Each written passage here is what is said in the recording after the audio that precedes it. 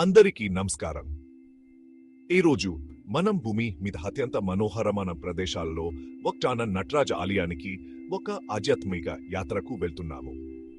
ఈ పవిత్ర స్థలం కేవలం ఆలయం కాదు, ఇది శతాబ్దాలుగా భక్తికి మరియు దైవశక్తికి సజీవ నిదర్శనం.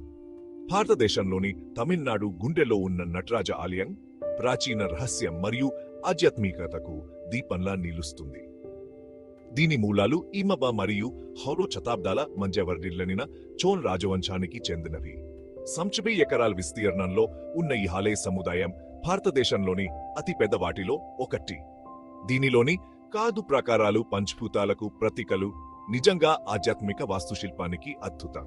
ఈ గొప్ప నిర్మాణంలోని మధ్య భాగంలో అంతరాలయం ఉంది. ఇక్కడ బంగారు పైకప్పుతో ఉన్న గర్భగుడిలో పరమశివుని ప్రతిరూపమైన పవిత్ర లింగం ఉంది. ఈ లింగం దైవాంశం యొక్క సారాంశాన్ని సూచిస్తూ రూపం మరియు నిరాకార రెండింటికి శక్తివంతమైన చిహ్నం. పురాణాల ప్రకారం వ్యారపాదుడు మరియు పతంజలి అనే ఇద్దరు మునులు శివుని విశ్వ నృత్యాన్ని చూడటానికి ఈ ప్రదేశానికి ఆకర్షితులయ్యారు.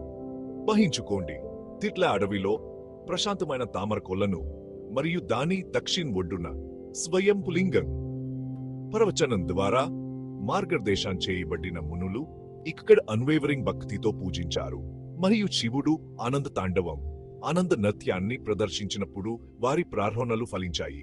అలాంటి దివ్య దృశ్యాన్ని మీరు చూడాలని వాహించగల జిదాన్ మందిరం అయిన చిత్ సభలోకి వెరితే ఈ చెక్కతో చేసిన గర్భగుడిలో శివుడు నటరాజుగా పార్వతితో కలిసి తన విశ్వ నృత్యాన్ని ప్రదర్శిస్తారు. చిత్ సభ యొక్క నిర్మాణం విశ్వ మానవ రూపాన్ని సూచిస్తుంది. చిదంబరం దాని హృదయాన్ని సూచిస్తుంది. ఈ మందిరం కల్ మరియు ఆధ్యాత్మికత యొక్క ప్రత్యేక సమ్మేళనం 3 అంశాల్లో పూజించబడుతుంది. నటరాజు నాట్యదేవుడు, చంద్రమౌళీశ్వరుడు స్ఫటికలింగం మరియు ఆకాశలింగం నిరాకారానికి చిహ్నం. చిత్ సభకు ఎదురుగా ఉన్న నిత్య సబ్ రౌండ్ ఆకారపు మందిరం. ఇక్కడ శివుడు కాడిపై దైవ నృత్య పోటీలో విజయం సాధించారు. ఇక్కడ శిల్పాలు శివుని ఉర్పతాండం ఖన్ను చెబుతాయి.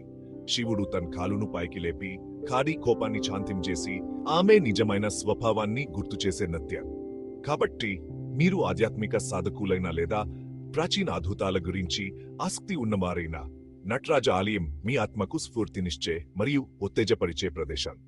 ఇది జీవితపు దైవ నృత్యానికి సజీవ నిదర్శనం. ఈ యాత్రలో నాతో చేరినందుకు ధన్యవాదాలు. మరింత ఆధ్యాత్మిక సాహసాల కోసం లైక్ చేయడం, షేర్ చేయడం మరియు సబ్స్క్రైబ్ చేయడం మర్చిపోవద్దు. తదుపరిసారి కలుద్దాం. అన్వేషిస్తూ ఉండండి మరియు ఆశీర్వదించబడండి.